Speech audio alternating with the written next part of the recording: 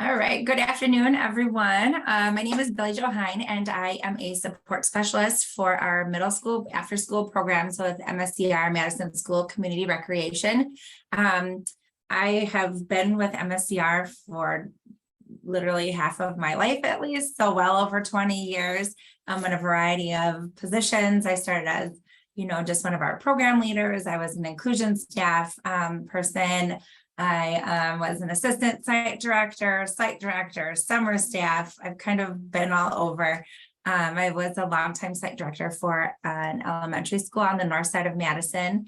And now for the last couple of years, I've been a support specialist for our middle school after school team. So my job is to support 5 of our after school site directors and the programming that they offer within our middle school programs with a focus on our schools that have 21st century community learning grants in them.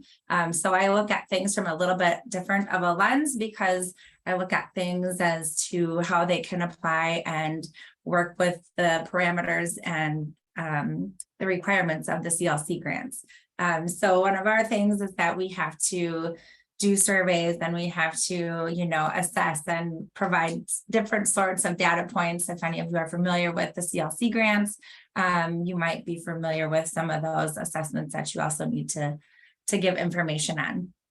I am by no means any kind of, I am not perfect in this. I do have, education and social work as my background, but I'm definitely not the know-all be-all and all of everything. We're actually kind of new to this with the SEL and actually trying to assess how it works and how students are working in our after-school programs and how they're being successful. So this is a little bit new for all of us, I think. So I'm actually learning from the whole community, which is really great. So I definitely appreciate and encourage feedback and responses and interaction during this time that we have here today. So I'm going to go ahead and start. So I'm just going to start with a check-in. And so this is when I would like everyone to kind of introduce yourselves real quickly. We all know kind of about check-ins. You can do them long, you can do them short. Generally, they tend to be a little bit more short. And it's just a quick, easy way to assess how people are feeling for the day, how your students are feeling for the day, how your staff are feeling for the day, how you're feeling for the day, most importantly, like, how are you feeling? Because people are going to interact with you and off of your emotions too. So if you can all see the screen, the goal of this one is to just look at all the people on it. If you've seen it before, maybe your person's different today, but look at the different numbers on the screen and kind of put yourself in whatever number person you feel that you're identifying with today. And then we're just going to do a quick bounce around and we'll pass it to people and share out kind of your name and where you're at, and then what number you identify with. Susan, do you want to start? Sure. I'm looking around and I'm like, I'm not exactly finding where I'm at. I'm going to go with I'm number 7. I'm working from home today and I got a lot on my plate and I'm trying to hug it and get it going. And I'm halfway up the tree, not all the way up. Yeah, that's what I got. So, and I love the blob people. I'm going to pass it off to Ava because she's right after me on my screen.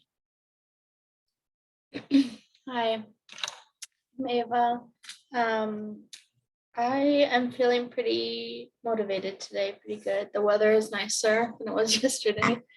And I have ample time to get office work done before kids arrive. So I'm feeling like number 12, I think.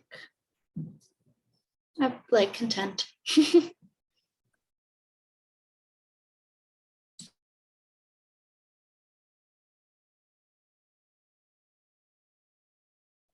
Can you pass it to someone, Ava? Oh yeah, sorry. How about Fred? Hi everyone. MSCR coordinator at Toki Middle School.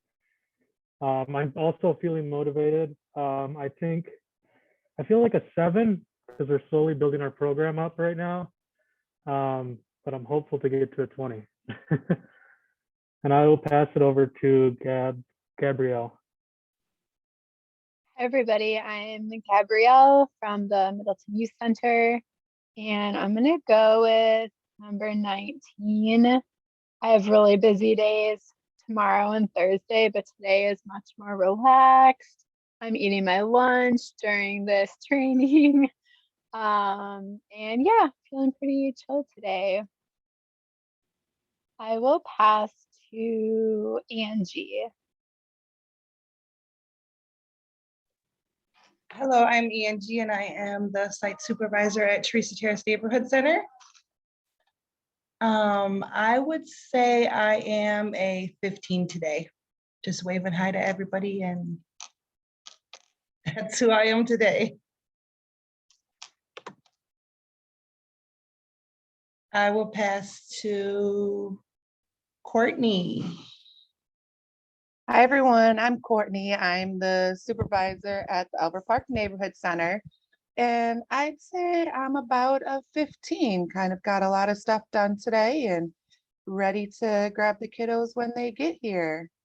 And I'll pass it to Dominic.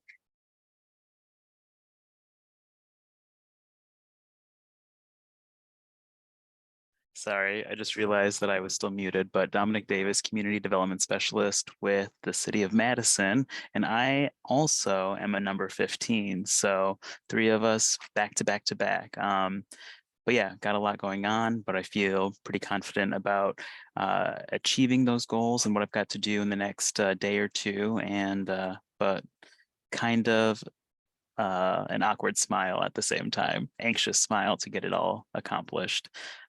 So I will, I think, pass it over to John. Oh, sorry. Not sure which John. Let's go with Hunter. All right, I'll go ahead. I'm John Hunter. I'm the assistant director at the Middleton Youth Center. I feel like I'm maybe like a 6 right now. Just kind of figuring out the start of this school year with less staff this year. So yeah, I'll pass it to the other John.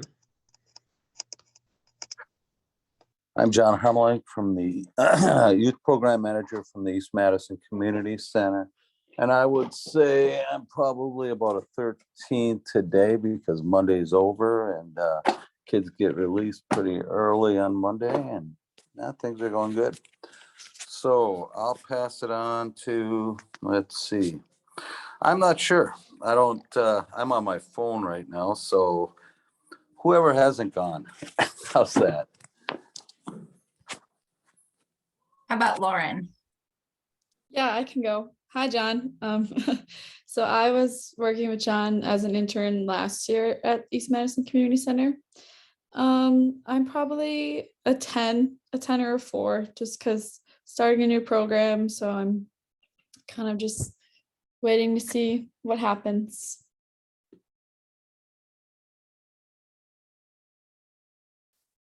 Oh, I will pass it to Brittany. Thank you. My name is Brittany, and I am the middle school program coordinator at Kennedy Heights. And I am feeling like a number 9, just hanging on constantly with both hands, whether it's to work or my social life or my physical and mental health, and all, just having fun, just swinging. I think that's super neat. I am going to pass it to Kira.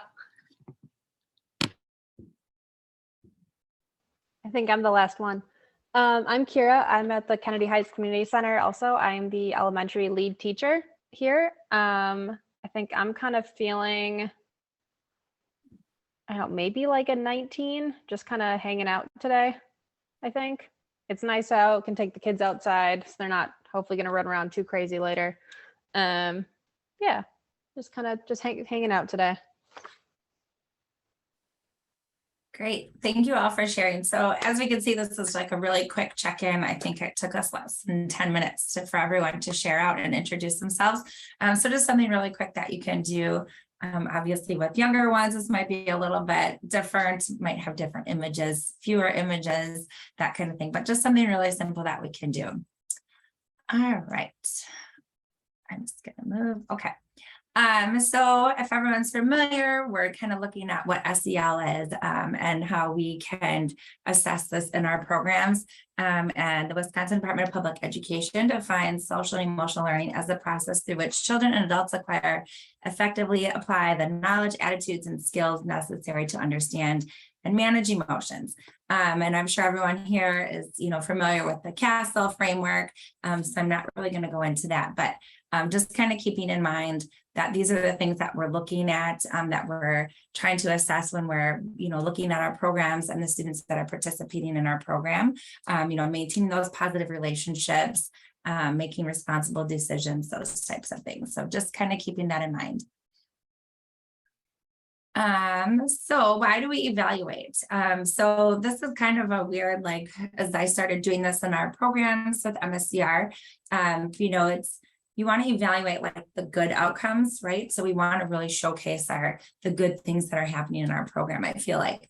And we've done that in a lot of different ways. We've had different, surveys that we've used. We've reached out to families and students and teachers and that kind of thing. But really another way that we want to assess is the things that we want to continue to grow on and the things that we want to build on and, try to be more successful in. So why do we evaluate, which really should be tied to your program goals. Hopefully every organization in this meeting today has some set of program goals or visions. And so really your assessment should be focused around the goals of your own, like MSCR, the goal is, to prepare students to be college, community, career ready. So really kind of focusing on what we want our students to be successful in. And this is just another one, you can kind of look at this one when it talks about the different areas. I just thought this was a nice kind of broke down all the different areas of what we want our students to really focus on. So just kind of thinking about these things when you look at your own program, where do you want to assess? What areas are you looking at? And so assessment steps, right? So when you do your program, when you're looking at your program, you want to make sure that you're selecting an area that is important. So looking at your goals, you want to obviously have people involved in that. It doesn't make sense for just one person to do all the assessment or to just one person have all the information. And then you're going to want to have some kind of baseline. So our programs we do with our CLC programs, we are doing assessments quarterly. So we're sending out surveys to parents and students quarterly. We also are following up with we are a drop-in based program with our middle schoolers. So we're doing after each club, sending out some sort of survey evaluation or doing it within the club. Figuring out what students really enjoyed about a specific activity or a club. Generally, we run our activities and clubs for 8 to 10 weeks, depending on what type of club it is. So we really want to get the student input and feedback and voice from them. That's another way that we can assess our success or our areas that we need to make some changes in. And so for next steps, then you would obviously analyze and then take steps to improve or adjust, kind of going off of your information that you gather from people involved. And here are some of the methods that we use within MSCR for assessing our, SEL goals and other goals in other areas. So we do use a lot of surveys and questionnaires. Google Docs is probably one of our favorite ones, in all honesty. I don't know if other people are using those. We have kind of moved away from using a lot of paper forms and things like that. It helps students and parents and teachers to do things in a more private manner. We have a lot of surveys where they are anonymous with our students. We've found that we can get a lot more honesty and things like that if we do things anonymously with our students. So what we'll do is we'll pull our information from our students from IC or from their registration forms that they give us, and we'll email those forms out to them. And you can click in there where you don't, take back their email on that. So those are some really big ones. Same with parents, a lot of times after school is the bridge from, the school day to, home. And so a lot of parents will express a lot of concerns in our surveys that we are sending home to them, whether it be concerns about after school or concerns about the school day. And those are things that we share with the school. Obviously, we won't know what student it is if we're doing it anonymously, but it's definitely something that we share with, our administrators and things like that in the building. So another form that you guys can use, we use is direct observation. Your staff can do this, your program leaders, any other staff that you have in the building. Obviously, maintaining some type of record of students and how they're interacting, how they are, working with peers, if they're really loving one kind of club or another type of activity, just really keeping an eye on those things, taking into consideration like environmental factors like time of year, other students in the classroom that might be interacting with your students. I know some of our sites, I haven't had too much interaction with this one, but a lot of our sites individually will do focus groups, and that either consists of student groups, after school clubs of just a cluster of students, parents and teachers, really just getting the stakeholders involved of, sharing out. This is obviously a more direct feedback, and it is not anonymous. So, we can follow up with any different type of questions we may have. But this one, I don't think we're using it a whole lot, but it's something that I'm hoping that we can kind of promote more in our after school programs this year. And then kind of like we just did as a group, daily check-ins, super quick and easy. I know a lot of schools will do like forms with some students who are, maybe more struggling with, interactions with students or other classmates. We do that as well in some of our primary levels and after school. I don't know if it happens so much with our middle schoolers, but definitely like in the elementary it does. And then obviously, if you're connected with the school district, you can get some of the school district assessments that they use. This is one that we use to also report with like DPI. I don't know that we use it a whole lot to correlate to our after school programs, but it's also something that's available. So are any of you, I guess my question would be for you, what other assessments are you all using in your program, if any? Because we're all about learning, and if there's other stuff that you guys have, I'd love to be able to take it back to my team as well.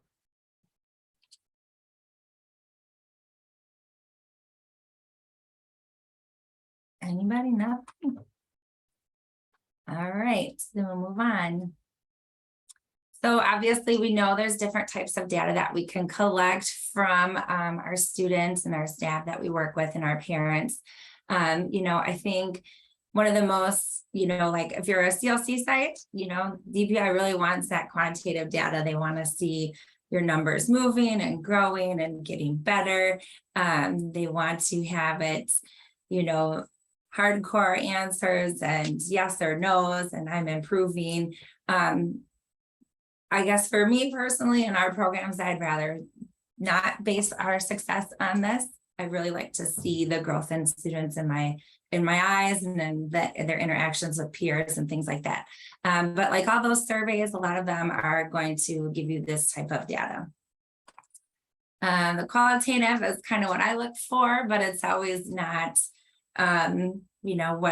what our higher up stakeholders are looking for. They're really wanting to have those numbers, but this is more of like, obviously like concepts and thoughts or experience of our students, really knowing that they're having a better time at program, they're having positive interactions with peers and staff and things like that. So I think our next, obviously your next steps after you do some of your, analyzing is looking at your data that you get. I think, like I said before, not doing this with the whole group or not doing this singly by yourself, but rather pulling in a group.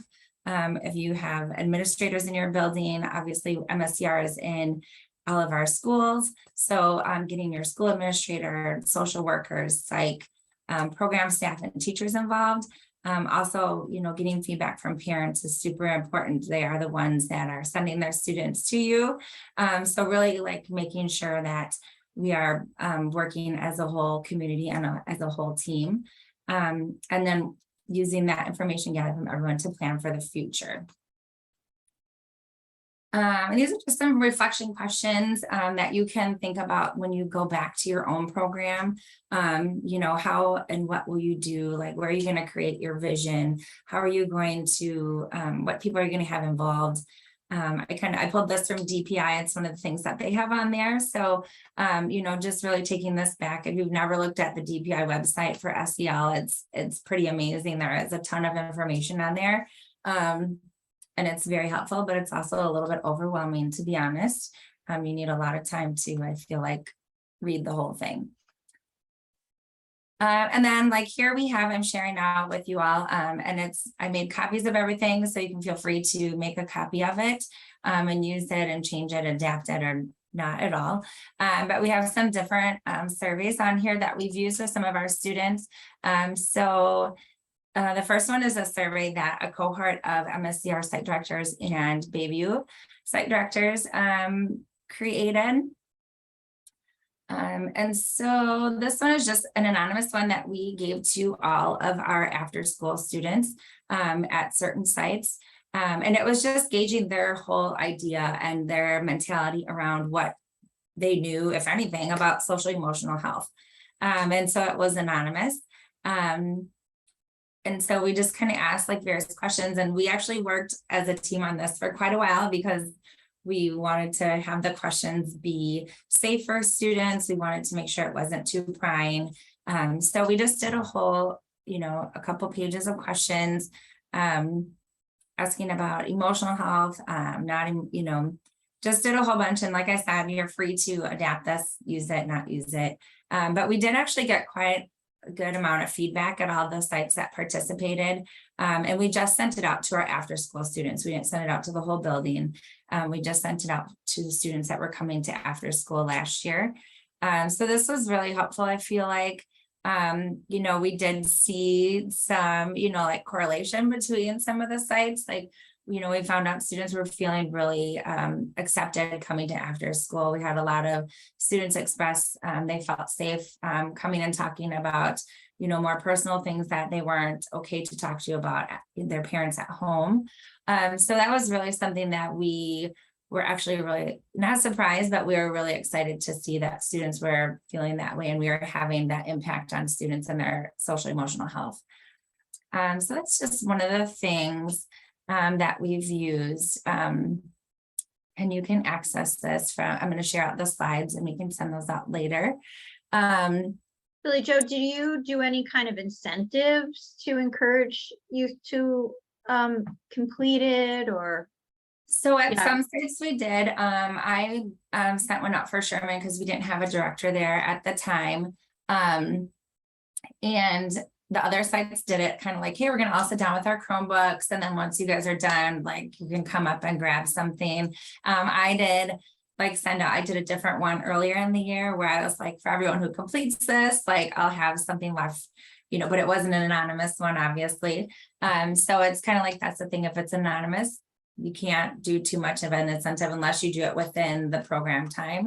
I sent this one out just like in an email to students attending. And I got, I think, I had quite a good amount of feedback from it. So, it was good, but we've done it other times right in program. And then once you complete it, you can come up and, grab a bag of Cheetos or something like that. But yeah, we've definitely done incentives before. Let's see. This is just one that one of our sites uses. It's a club interest. So getting student voice in our program is super important. We send this out to the whole school. You can get, a lot of input. We ask students like what they want to, what kind of clubs do they want to see, what they're interested in. You know, we leave it open-ended. So if they want to, you know, add another club, they could do that as well. And then we can kind of have, you know, help find a teacher to lead that club. But having student voice is another way of, you know, promoting like their social emotional wellness, letting students have, you know, their own ideas of what they want to have in program is really important. And I think a lot of our sites definitely do a good job, but this is like a nice way to just send it out. And, you know, because a student will talk to you and tell you something and kind of in one ear and out the other sometimes in the hubble of, you know, after school. So this is really nice. I really like this form. This next one, you can look at it. It's just a short survey that DPI actually requires. It used to require for our middle school sites. It no longer does. It's only required for our elementary programs. It's just a quick survey of, you know, how students are doing in class, if they're completing homework, if they're, you know, kind of behaving in class, that kind of thing. This one. So this was another one. This is another one that we put out. You know, just asking students out of school. It kind of gauged really more like their social emotional health of coming to after school. So this is one that we used at one of our middle school sites, asking the grade of students, how many days a week they attended, all the things you're coming to after school for. So we can gauge, you know, why students are coming. If we're, you know, not seeing people having enough fun, then maybe we need to like, you know, spruce up our programming a little bit. You know, and then we asked them more like, you know, in-depth questions, like I like coming to after school. I feel safe here. Somebody after school cares about me. My opinions matter, and so on. So this one is, you know, also anonymous. We just ask students to, you know, fill this out, and we do get a lot of feedback for this one as well. And it's quick and easy. And this is one that students can just do right in program. It takes them 5 minutes during like their homework time, and then they're done. Another one we've used is a parent survey. And this one is one that we've sent out at one of our CLC sites. I don't know what that's all about. But we send this out to our parents because obviously we want our parents' feedback. You can see we put it in Spanish as well. One of our, you know, some of our sites have a lot of Spanish-speaking families. Luckily, we have, you know, interpreters here for us within MSCR that can quickly kind of put this out for us. Otherwise, it might be a little bit more difficult. But really, we want the feedback of our parents kind of answering those same questions, like, why are you sending your child to after school? Is that for clubs or activities? You know, your child is here because you need childcare. And then we ask, like, how important are things? Because as parents, we know most of the reason they're sending their child to after school is, you know, going to be important for interaction, for homework help, or whatever it might be. But this is one that we're using to kind of get a better, you know, better information from parents as to why and like what is most important to them. So we just asked a few different questions. You know, kind of it focuses on all areas, I think, but really it's more about like social emotional for their students. You know, there's a little bit about academics in there, but not a whole lot.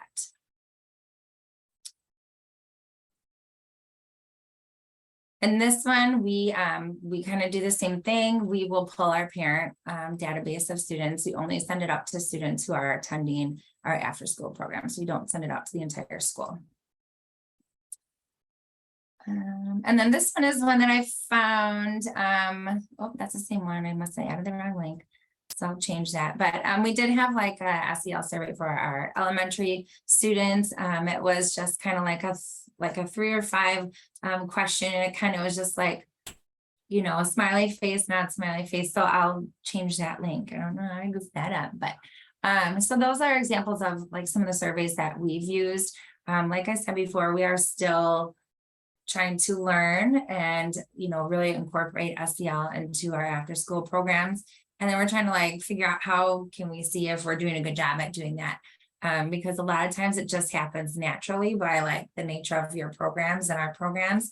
So we're really trying to figure out how we can figure out how we're doing with it. Like we want to know, knowing that kids are being successful. So that's all I have. I mean, like I said, we're all still, trying to work through this and, trying to figure out how we can,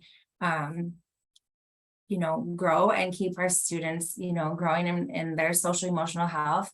Obviously right now we know it's even more difficult than it has been ever, I feel like, but I don't know, is there any questions? Do you guys have any comments? Anything you would like to share? I have a question. Sure. So when do you think is the best time for a check-in in an after-school setting when we have a lot of kids? I'm asking this because when we try to do our check-in, obviously it's better to do it sooner so that we're not in the last 20 minutes of program and the kids suddenly show how they've been feeling for the last hour and a half kind of. So it's hard for us, or it's hard for our group to really take that 10-minute max time to just settle down real fast and have a quick check-in. I'm feeling this way, or how they respond to a question of the day kind of thing. So my question really is just, when's the best time to get that check-in as a group? Because we want it to be collective and everyone knows how everyone's feeling, not left out or anything. Yeah, and that's hard. And I'm sure just like everyone else, you guys are short staffed. So like you're probably, stretched pretty thin as far as staffing anyways. But I mean, I personally think in all the years I've been doing this, like doing those quick check-ins, like making that time to do it right away in the beginning of the day.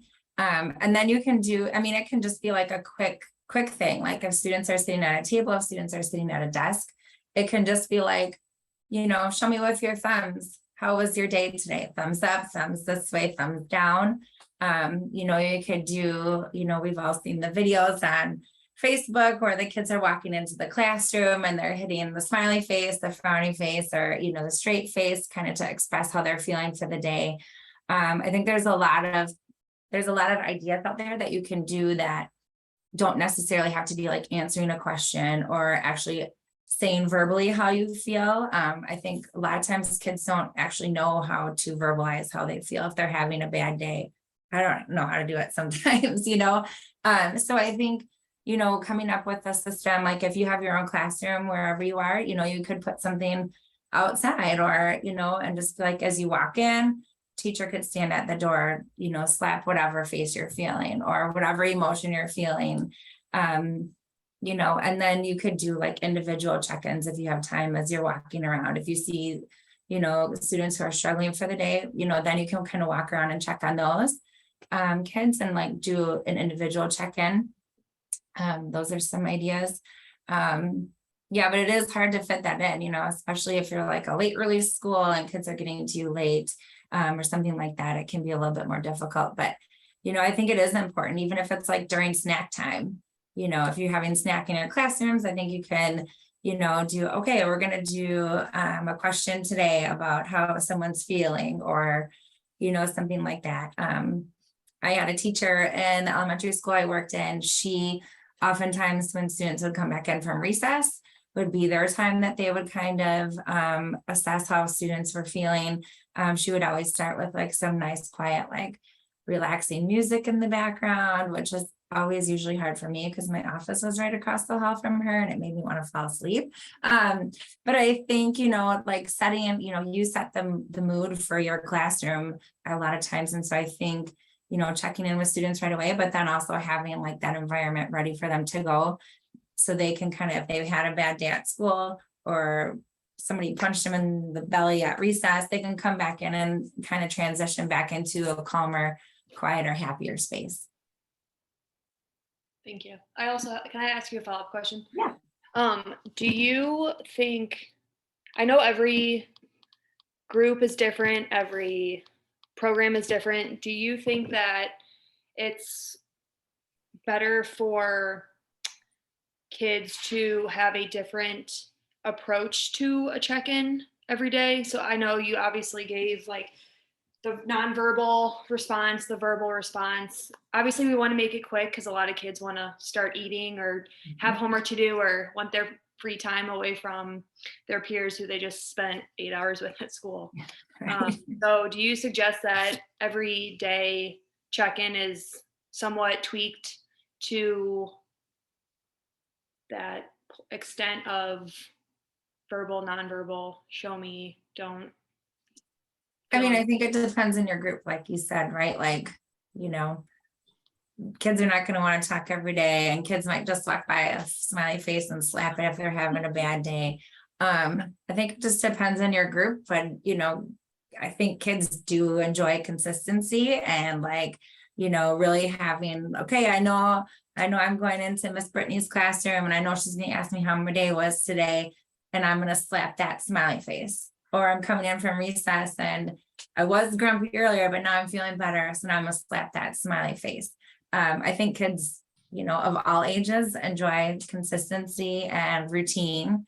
You know, we do have a lot of kids that struggle with things changing, you know, all the time. And unfortunately, that's kind of the nature of the beast of after school, I feel like, is things are always moving and changing and somewhat unpredictable. But I think I would personally like try to keep things the same, at least for a while, right? Like maybe change it up every couple of weeks or quarterly or something like that. But I think they enjoy consistency. Awesome. Thank you. Mhm. I think you can also establish consistency with the fact that you always do some kind of check-in, you know, and so that can be like, I mean, and that's what a lot of times when we've been getting all this information about SEL, it's always like we have like, as folks, even as we start these meetings, we check in because it is about getting in a space. And Brittany, when you first asked the question, I thought we do so naturally think that we have to settle down or settle in to check in. And I love that BillieJo's kind of saying, well, maybe we need to kind of be open a little bit. And I had a similar thought of like, well, maybe check-in is a physical thing, you know, like, so check-in is, hey, we get in and we're all going to stand and we're going to do standing things. So you kind of reading your group, if you've got more physical kids, you know, maybe that's look for activities that are like that for the check-in. Even how they respond to whether it's a question of the day or we're going to do a quick stretch kind of thing, you can tell their mood based on how they respond to that activity, even without even having to ask them a question or be like, this is our check-in. It's like an indirect activity, or it's an indirect data collection. Measurement. Measurement, there you go. For us as staff to read how they're feeling for that day. So yeah. Right.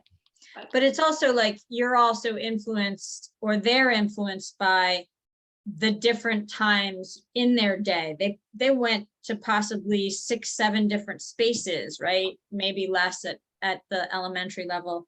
So you could also be catching like, you know, a student's like kind of feeling tired of having to check in, you know, so that's always, you know, getting to that into the space is critical too. Yeah. And I think it's okay for kids to like opt out of checking in too, right? If you're asking a question of the day, like I think it's really important for kids to be able to pass and not be able to, I don't want to share out today. I'm in a bad mood. I'm tired. I need a nap. I dropped my lunch. That kind of thing. I think we need to, you know, make kids, you know, have them feel that they're safe, their place is safe. And so they can opt out of, you know, participating in something like that. Because sharing emotions and feelings can sometimes be scary or be overwhelming, or you just don't want to do it for the day. So that, you know, recognizing that in your program as well. I also sometimes think about, we can get people to like think back, you know, so if you can't do check-in, do you do check out? Because are they in a different space by then? And can they reflect on, you know, how was today, this part, you know, or did you shift through the day? Because I also think it's really great help us all think about how we can change how we're going in the day by what we try, our own attitude. And so helping them see like, oh yeah, I did have a better day than I thought I would have, or nope, it sucked as bad as I thought, or it got worse because so-and-so was here. All those kinds of reflections can still help.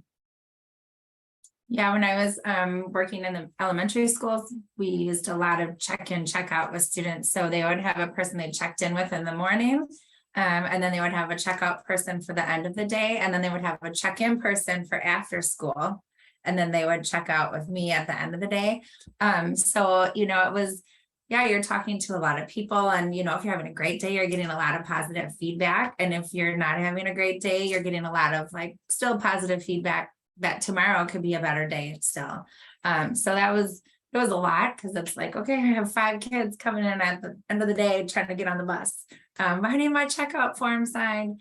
And those are things that went home to families too. So, you know, families were also aware of, you know, how their students' day was going, which, you know, some parents really, really appreciate. And like, you know, there was either consequences or rewards or whatever at home, depending on how the day went. So, and it also like had kids, you know, they were kind of held accountable for their behavior too.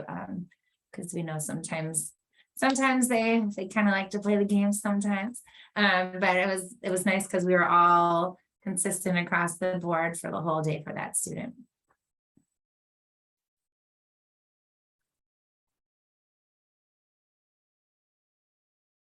Any other questions or comments? I'm so into the like incentive question thing, and parents, knowing how hard it is often, especially at middle school level, to get parents' input and reactions. How did it go? Like, did switching to Google Forms really help? Do you get a lot on the phone? You know, like what kind of things have you done to try to get parent engagement? Well, and I think like the last couple of years, you know, MMSD has not had parents in buildings. Like, we're really excited to have that be back this year. That's like, that kind of is one of our make or break it type of things, right? Like, of course, like the last 2 years, we have not had a lot of parent, you know, involvement in our after school programs. Even our, you know, student numbers were lower than normal. And so that's kind of where we started really using these Google surveys and forms. And so we did start getting a lot of feedback. You know, we used to do them at like family nights, you know, paper copies. And then, you know, even then it was like, oh, we'd find them in the garbage can or left, you know, on top of tables or lockers. But I think, you know, we're getting, you know, in this technological age, like parents can pull up a Google form and survey right on their cell phone as they're walking out the door, you know, and they fill it out. I mean, or they get it while they're, you know, sitting at the hair salon or something, you know. So I think we're getting a lot of feedback with that, which is really nice. It will be interesting to see how those things change and what things look like this year as we welcome parents back into our buildings. You know, hopefully in previous years, we'd have them do the survey right there. Sometimes it was done online as a Google survey or a paper survey, but you know, I kind of think parents, like when they just leave, when they're ready to go, they just want to go. They don't want to sit and fill out a form. You know, I do that too. So I think really sending it out like after the fact has really been beneficial. And getting, you know, parents like they haven't been able to come into buildings. And so this is their only way of being able to, you know, give their own feedback or express their concerns or things like that. So yeah, I mean, we're really excited to bring families back in this year and volunteers and all that kind of stuff. So we're just really looking forward to being a little bit more normal this year.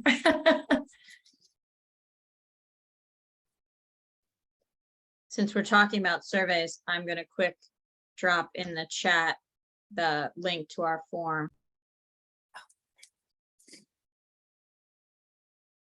Nope. Oh, I unmuted myself. So when we're all done, there's the link to the form, so you can all fill out a survey. Yeah. You seem to be saying, BillieJo, that like in the past, I'm assuming for CLC, you've always had to do assessments and surveys, but is it that the social emotional learning components are new? And if yes, did you find that you previously had questions that actually really got at social emotional learning, but you just didn't know it? Yeah, I mean, I definitely think for MSCR, for our CLC sites, and this is kind of across the board, I think, you know, from K through 12th grade, I think we never really focused on the SEL aspect of our CLC grants. I know in particular, like some of them now have it actually like written in as we rewrite and, you know, update our grants. And so I don't think it was anything that we focused on, because I feel like we just inherently had it in our programs and our offerings that we had to students and families. But now I think really, you know, there's questions about that from DBI, like, so they want to know actually, how are you assessing your students and their social emotional well-being in your program? And so, you know, and for me personally, I feel like that's something that is, you know, super important, you know, especially now. You know, I mean, I have kids, and so like, I'm always checking on them, and they don't even live with me. It's like, how are you doing today? How was your day? Like, so I think, you know, that's more of a focus now for us. I think DPI has definitely like pushed us in that direction to bring more focus and light to that aspect. Whereas before it was like, what are you doing with reading and math? What are you doing with reading and math? And then it's, what are you doing with reading and math and STEM? And now it's, what are you doing with reading and math, STEM and SEL? So, I mean, I think, and we have those assessments on, you know, we can use school data and things like that and teacher surveys to kind of assess how students are doing in, you know, their literacy and their math and, you know, their STEM and all that. But this is something different because I feel like students are different during the school day than they are in after school. You know, like I think we all probably see it in all of our programs. You know, we have different connections with our students than probably the school day does. And sometimes it's better, sometimes it's worse, but I think more often than not, students are much more relaxed and more comfortable with us. They're more free to be themselves and have conversations with, you know, our leaders and our staff and our buildings. So, you know, I think focusing on like how our programs are supporting their emotional well-being is of utmost importance, you know. I mean, we're not gonna make or break like some kids, you know, like biology exam, but we can really make or break like, you know, how a student views themselves and how they feel about themselves and like their life as a whole. So I think for me personally, that's just more important to me, I feel like, but that's just my personal view.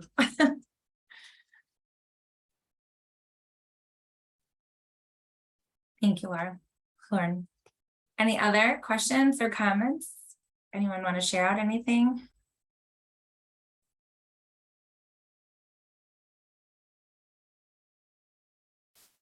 Well, great. I appreciate you all coming today. I appreciate you all being patient. I don't normally do these types of things, so, and especially on Zoom, which is like the death of me, I feel like sometimes. Like, I'd much rather be in person personally, but so I appreciate you all coming today and hanging in there with me and having your comments and questions. I appreciate you all.